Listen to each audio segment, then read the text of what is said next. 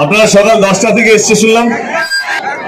ঘটনা চক্করে আমিও সকাল 10টা থেকে এই জায়গাটা খালি করা অফিস পিছন পিছন সবাই পিছন পিছন। আমি বলছি একটু কাইন্ডলি সবাই পিছিয়ে যান।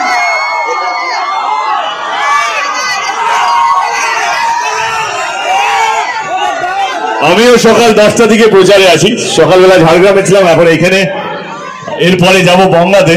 তো সেই জন্য সেখানে দেরি হয়ে যাবে, যেন খুব কম টাইমে আছে। টাইম নেই বলতে গেলে হয়, কিন্তু পার্থদাকে সত্যি ভীষণ ভালোবাসি এবং চাই পার্থদা যেন এখান থেকে জিতে এবং বিপুল ভোটে জেতে।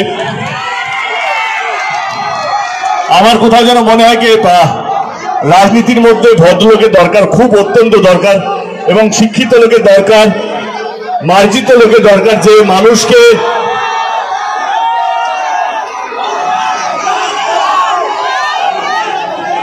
মানুষকে সম্মান দিতে পারে, যে সম্মান নিতে পারে। আর মানে সেরকম ধরনের মানুষই রাজনীতিতে অত্যন্ত প্রয়োজন। কোথাও যেন আমার মনে হয় কি অত্যন্ত সজ্জন, অত্যন্ত ভদ্র মানুষ পার্থদা।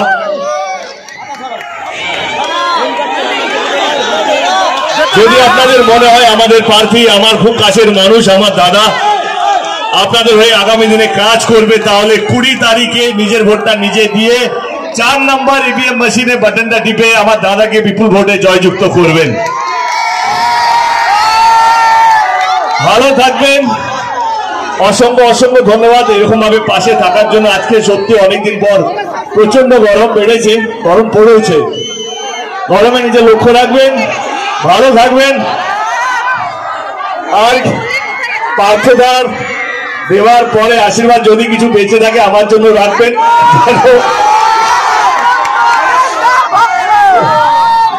যেন আমিও ঘাটালে জিততে পারি। ঘাটালের মানুষের একটাই আক্ষেপকে দেব অন্যান্যর জন্য প্রচার করছে, আমার জায়গাটা কম দিচ্ছি, কিন্তু ঘাটালের মানুষকে একটাই কথা বলবো, আপনারা এখান থেকে ঘাটাল লোকসভা কেন্দ্রে সবসময় মনের মধ্যে জায়গা করে রাখবে। ভালো থাকবেন আপনারা সকলেই,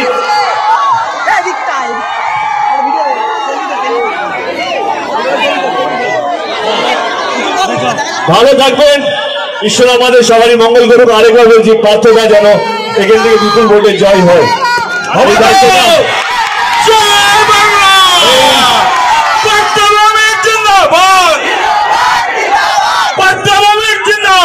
থাকবেন, থ্যাংক ইউ সো মাচ।